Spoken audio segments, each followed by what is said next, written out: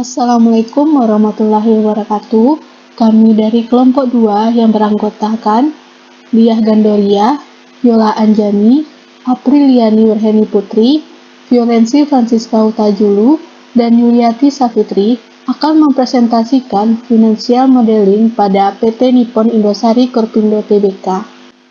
Hal yang dilakukan pertama kali yaitu menginput laporan keuangan pada financial modeling seperti income statement, yaitu pada tahun 2017, 2018, 2019, dan 2020 diinputkan dari laporan keuangan ke dalam financial modeling, dan begitu juga balance sheet diinputkan laporan keuangannya pada financial modeling,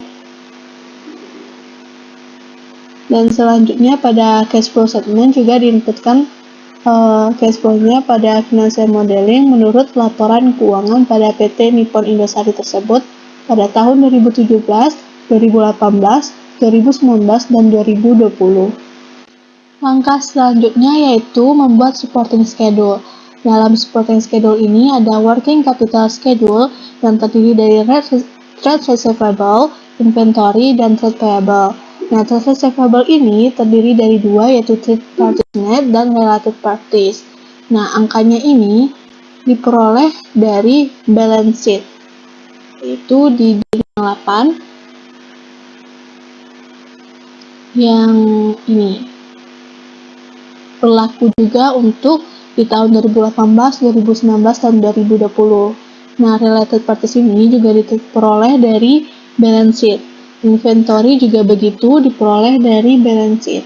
Kemudian trade payable ini ada dua juga, yaitu third parties dan related parties. Diperolehnya juga dari balance sheet.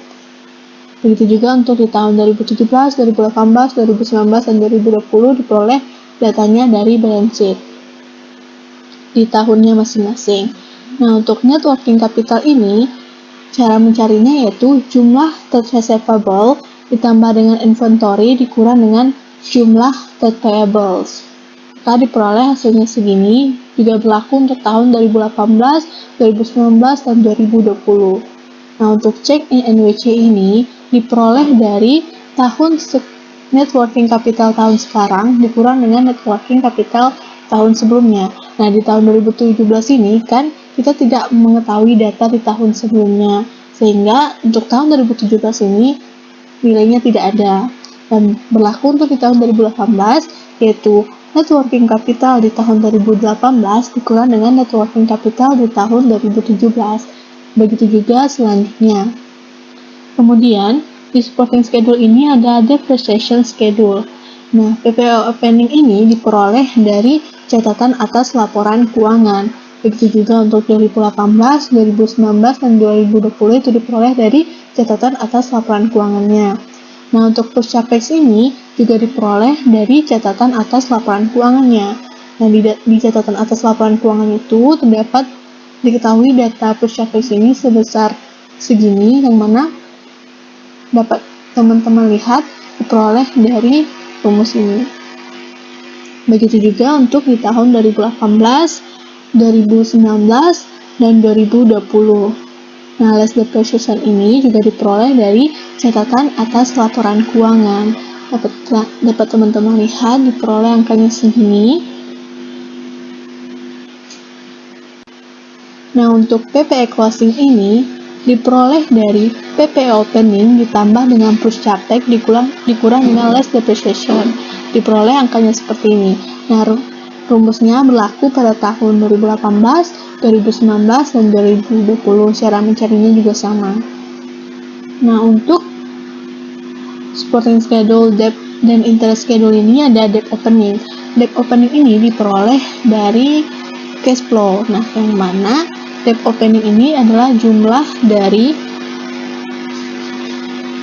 long term bank loan ditambah dengan bond payable. Diperoleh angkanya segini.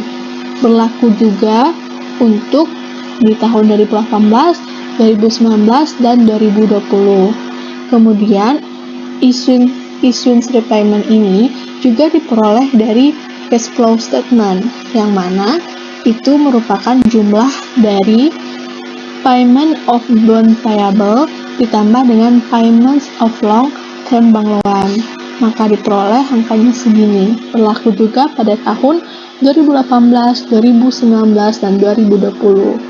Nah, untuk debt closing ini diperoleh dari debt opening ditambah dengan issuing statement. Begitu juga untuk di tahun 2018, 2019, dan 2020. Kemudian kita lanjut membuat assumption, yaitu atau lab scenario. Nah, untuk revenue growth ini kita menggunakan data tahun sebelumnya dengan tahun sekarang. Nah, di tahun 2017 ini kan kita tidak menggunakan tahun sebelumnya, sehingga di tahun 2017 itu kosong. Nah, lanjut ke 2018, itu diperoleh dari net sales tahun 2018 dibagi dengan net sales tahun sebelumnya dikurang 1. Begitu juga seterusnya. Nah, untuk di cost of goods sold ini diperoleh dari cost of goods sold dibagi dengan net sales. Begitu juga seterusnya. Dan untuk operating expense ini diperoleh dari operating expense dibagi dengan net sales. Untuk other operating income diperoleh dari other operating income dibagi dengan net sales. Nah, untuk other operating expense juga seperti itu, diperoleh dari other operating expense dibagi dengan net sales. Nah, untuk finance income growth ini diperoleh menggunakan data sebelumnya juga. Di tahun 2017 kan kita tidak ada data sebelumnya untuk tahun 2016, maka di tahun 2017 itu kosong. Lanjut ke 2018 yang diperoleh dari finance income di tahun 2018 dibagi dengan finance income di tahun 2017 dikurang 1. Begitu juga seterusnya. Nah, untuk tax in finance income diperoleh dari tax in finance income dibagi dengan finance income. Finance cost itu diperoleh dari finance cost dibagi dengan net sales. Sales profit itu diperoleh dari yang ini, bagian sales profit di income statement. Other income itu diperoleh dari other income expense dibagi dengan net sales. Kemudian untuk depreciation itu diperoleh dari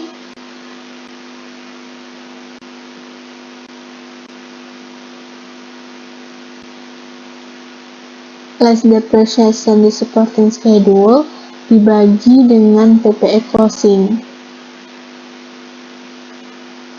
Nah, untuk tax rate ini diperoleh dari income tax expense net dibagi dengan profit before income tax. Nah, untuk third parties itu diperoleh dari di data di supporting schedule, yaitu yang ini dibagi dengan net sales dikali dengan 365. Ini rumusnya hampir sama yang relative parties.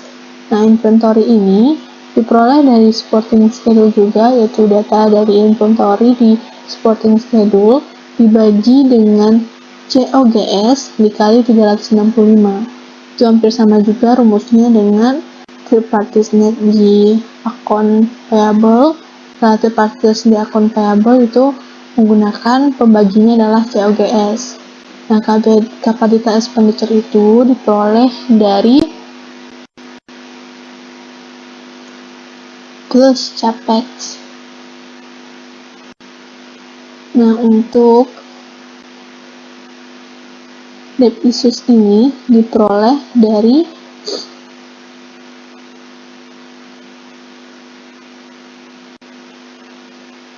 payment of bond payable ditambah dengan payment of long term bank loan. Nah, begitu seterusnya sampai ke tahun 2020. Nah, dari 4 tahun ini dapat kita asumsikan atau forecast per year-nya pada 5 tahun ke depan, yaitu pada tahun 2021, 2022, 2023, 2024, dan 2025, yaitu diperoleh dari rata-rata dari 4 tahun ini. Maka diperolehlah asumsi untuk tahun 2021 sampai dengan 2025 diperoleh asumsi skenarionya seperti ini, yang mana diperoleh dari rata-rata dari keempat tahun ini. Untuk karena asumsinya sudah kita dapat, maka kita lanjutkan membuat laporan keuangannya di tahun 2021 sampai dengan 2025. Yang net sales ini diperoleh dari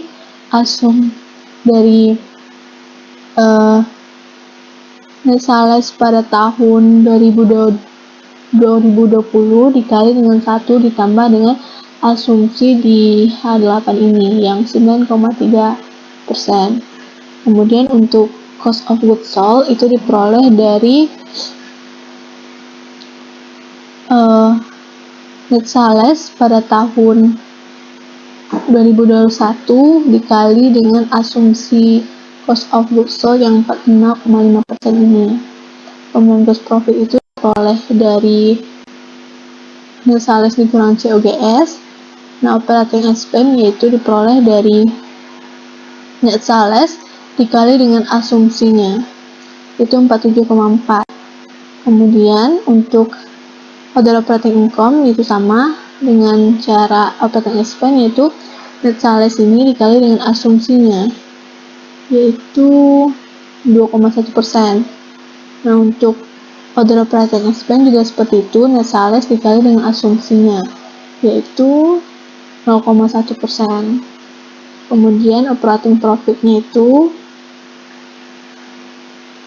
gross profit dikurang dengan operating expense ditambah dengan other operating income dikurang dengan other operating expense. Nah, untuk finance income ini diperoleh dari finance income pada tahun 2020 dikali 1 ditambah dengan asumsinya, yaitu 26,5%. Tax in finance income itu diperoleh dari finance income pada tahun 2021 dikali dengan asumsinya, yaitu min 20,0%. Finance cost diperoleh dari finance income pada tahun 2021 dikali dengan asumsinya min 2,8%. Sale profit itu yaitu 101,559, gitu dengan seterusnya. Nah, other income ini diperoleh dari net sales pada tahun 2021 dikali dengan asumsinya, yaitu min 0,4%. Profit before income ini jumlah dari operating profit ditambah dengan finance income, tax in finance income, finance cost, sale of profit loss of associates, dan other income. Nah, income tax expense ini diperoleh dari profit before income tax dikali dengan asumsinya min 21,5%. Kemudian diperolehlah profit for the year-nya, yaitu profit before income tax ditambah dengan income tax expense net. Nah, begitulah langkah-langkahnya sampai dengan 2022, 2023, 2024, dan 2025 itu prosesnya sama. Kemudian kita buat balance sheet-nya, yang mana nanti ini adalah cash and equivalent ini diperoleh dari cash flow, itu ini.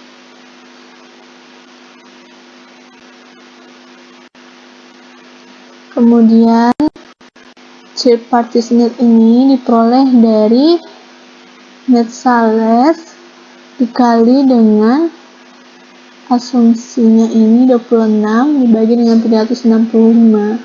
Begitu juga untuk related parties itu sama, menggunakan misales. Nah, untuk other receivable parties ini diperoleh dari rata-rata dari keempat tahun tersebut. Nah, untuk inventory itu sama, tapi dia menggunakan cost of goods sold.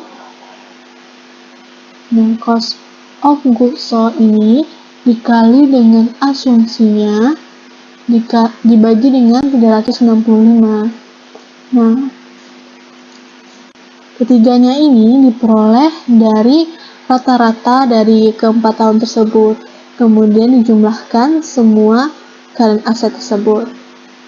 Nah, non-current asset ini yang property plant equipment ini terdapat dari supporting schedule, yaitu di PPE closing.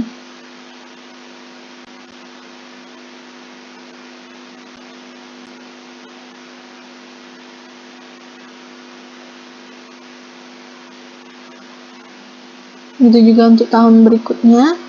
Kemudian intangible sampai ke bawah ini diperoleh dari rata-rata dari keempat tahun tersebut sampai seterusnya itu sama. Dijumlahkan, dapatlah total non-current asset, kemudian dijumlahkan total current asset dan non-current asset didapat total asset. Kemudian untuk current liability ini, short term loan ini sama dengan di tahun, asumsinya sama dengan tahun 2020. Nah, untuk tax payable ini rata-rata dari keempat tahun tersebut. Kemudian untuk third parties ini hampir sama dengan mencari inventory, yaitu menggunakan cost of goods sold pada tahun 2021 dikali dengan asumsinya, yaitu 20 dibagi 365. Begitu juga untuk yang third parties. Nah, untuk ketiganya ini diperoleh dari rata-rata dari keempat tahun tersebut. Nah, diasumsi base liabilities ini diasumsikan itu 0. Seterusnya diperoleh totalnya segini. Kemudian untuk non-current liabilities ini sama dengan diasumsikan sama dengan tahun 2020. Kemudian ini diperoleh dari asumsinya itu tiap tahun dibayar dengan 120 miliar, sehingga dapatlah seperti ini. Kemudian ini diasumsikan sama dengan tahun 2020, untuk payable diasumsikan sama dengan tahun 2020, yang ini pun diasumsikan sama dengan tahun 2020. Nah, ini diasumsikan sebetulnya kosong. Nah, maka diperoleh total non-current liabilities-nya segini dan total liabilities-nya segini. Kemudian untuk equity ini diasumsikan sama dengan tahun 2020, diasumsikan treasury stock-nya diasumsikan sama dengan tahun 2020, dan additionalnya diperoleh dari dengan 10 dan ini diperoleh hasilnya segini. Ini disamakan dengan tahun 2020. Nah, ini diasumsikan 8 miliar. Kemudian non-controlling interest itu diasumsikan sama dengan tahun sebelumnya, maka diperolehlah total liabilities dan equity-nya segini. Nah, ini sama dengan total aset. Kemudian kita buat cash flow statement, yang mana cash flow-nya ini diperoleh dari rata-rata selama 4 tahun tersebut. Nah, dari data tersebut diasumsikan itu sama untuk ke 5 tahun ke depannya. Nah, untuk proses form ini diperoleh dari rata-ratanya. Nah, semuanya itu diperoleh dari rata-rata untuk 4 tahun sebelumnya. Nah, ini diasumsikan sama dengan tahun sebelumnya, tahun 2020. bisa diasumsikan juga ini sama dengan tahun 2020 ini habis. Ini diperoleh dari rata-rata 4 tahun sebelumnya, diasumsikan tidak ada. Nah, diasumsikan itu rata-rata dari 4 tahun sebelumnya. Ini juga diperoleh dari 4 tahun sebelumnya.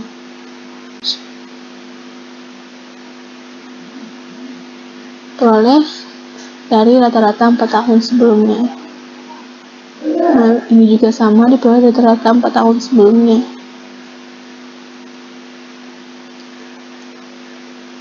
Maka diperolehlah hasil case-nya segini yang nanti akan dipindahkan untuk case di balance sheet.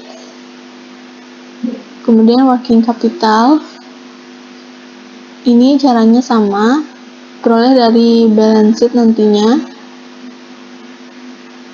kemudian dijumlahkan, yang mana trade receivable dijumlahkan dengan inventory, dikurangkan dengan jumlah trade payable. Nah, ini diperoleh dari selisih dari net working capital di tahun 2001 dikurang dengan net working capital tahun 2020. PPO opening ini diperoleh dari balance sheet plus capex-nya juga. Ini G189 diperoleh dari tahun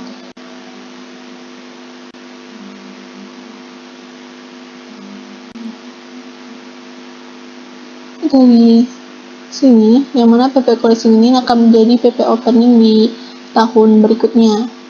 Nah, ini diperoleh dari payment of expense purchase of fixed asset. Kemudian ini diperoleh dari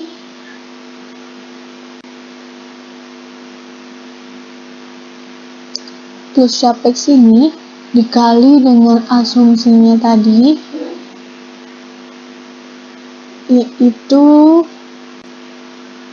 depreciation.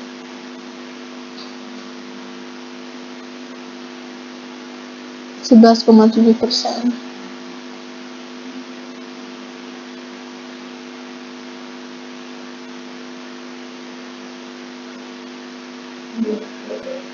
Nah, ditotalkan yaitu PP opening ditambah plus capex dikurang dengan less depreciation. Nah, begitulah financial modeling dari kelompok 2. Apabila ada kesalahan, kami mohon maaf. Kami sudah dengan wabillahi taufiq wal hidayah. Wassalamualaikum warahmatullahi wabarakatuh.